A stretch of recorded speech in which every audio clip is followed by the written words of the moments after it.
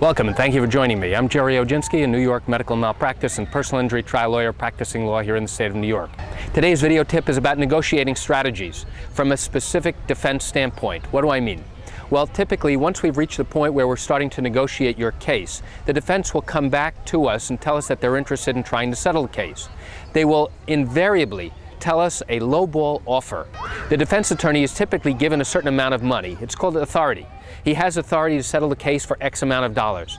And if he comes back after having settled the case and telling the insurance company that he settled it for less than what they offered, which means that they have now saved money, he looks like a hero.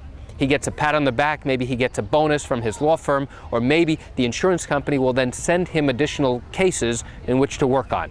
So he has a hidden agenda to try and save the insurance company as much as possible. Your lawyer, on the other hand, also has an agenda. And what's that agenda? To get as much money as possible for your injuries to compensate you. So we have competing interests. Your attorney wants to get as much as possible. The defense attorney wants to lowball it as much as possible.